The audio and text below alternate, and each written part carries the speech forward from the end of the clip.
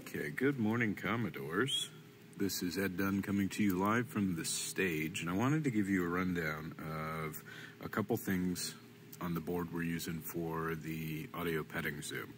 We're going to look at one channel in particular. I think it's this one. A little ukulele sound. Okay, so we're going to look at channel number 21 here.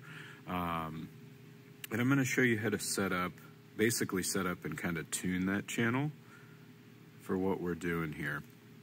And the first step you're going to do before you do anything else is it's always a good idea to hit the PFL button. Sometimes that's called PAFL. And what that does, you may have noticed, like when I hit it, a couple things happen. That little orange light turns on, and then up over here, this meter starts kicking up a little bit. That's the signal level coming into that channel. So from that point, there's a couple things. There's two schools of thought for how you can set what we call setting your gain, like your gain structure. One of those involves leaving the fader at 0, like not touching the fader, and then you come up here to the very top, and there's a knob labeled gain. And if I turn this gain knob up, you're going to see over on the right here, all of a sudden this is really bumping. And then we can even get it to go further, and you start seeing it doing something called peak or clipping, and that's bad. And you see it down here as well. So that's actually overdriving that channel because the signal's going farther than the channel can actually handle. So the gain-centric style of setting your gain structure involves getting the gain to a range that's pretty close to 0 on whatever board you're using. In most cases, that's going to be a lot of green and a little bit of orange, but no red. So you can see it's peaking up maybe 3, maybe occasionally 4 bars of orange, which on this board is like +5 over unity, which is good. That's fine. That's a solid signal. And then from there, we can, on this board, it's on. Some boards have a mute button that you have to turn off. We can just bring the fader up. So one thing you're going to notice is that was pretty loud. I didn't have to bring the fader up very much. If I were to bring the fader up to 0, I mean, it's going to get real loud. So that's pretty intense. So if you're balancing a quieter mix, that may not work for you so much there. The nice part about setting the gain in this way is that you do get a really strong signal. So you're maximizing the amount of signal coming through. On every audio channel, there's going to be a little bit of noise below where this meter shows. So the more you have to, let's just say the closer your peak signal is to that, what we call the noise floor, means that you're going to have to turn up some of that noise here to get that to work. So a lot of people swear by setting the gain at the meter and not even using the fader until you need to turn it up to actually get the levels. The other school of thought is kind of the opposite. And we set the fader at 0 and open the channel. And you can hear already, like that's pretty loud when we just open it.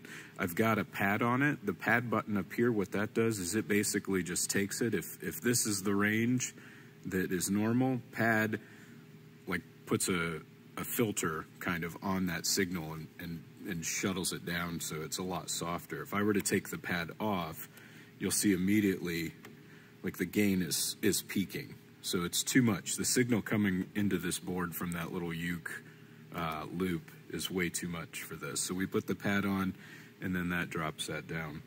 So the other school of thought, like I said, is you set it at the 0 here, open the channel up, and then set your gain based on what sounds good in the room and in the environment. So if that was, balancing it out with the rest of the instruments, I would set it about there.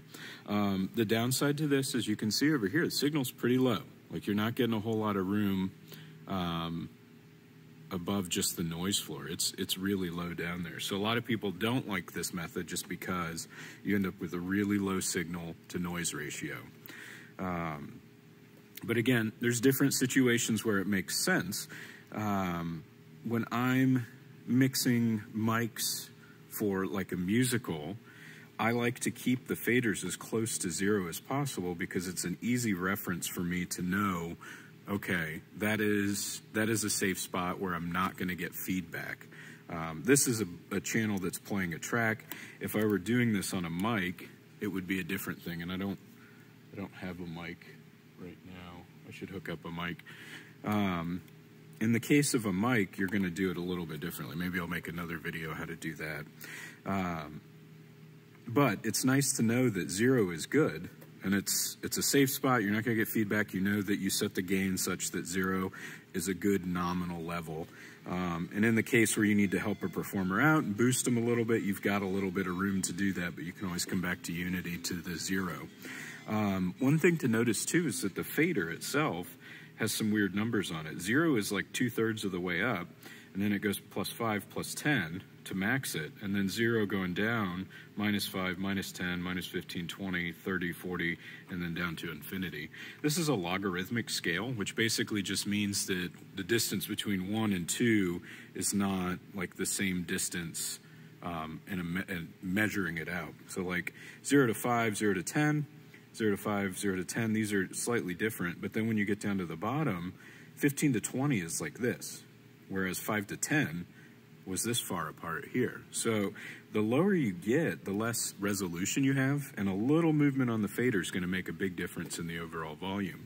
So that's another feather in the cap of people that set the gain based on where Unity is on the fader, because now a small movement here isn't really going to do that much to the volume. Excuse me, it gives you a lot more resolution in how you move the faders there. So that's the 2 ways to set the gain, your gain structuring in your board, and there's a lot more that goes into it with like routing it out, but I think that's good enough for this video. I'll go get a mic and maybe we'll do one with the mic check.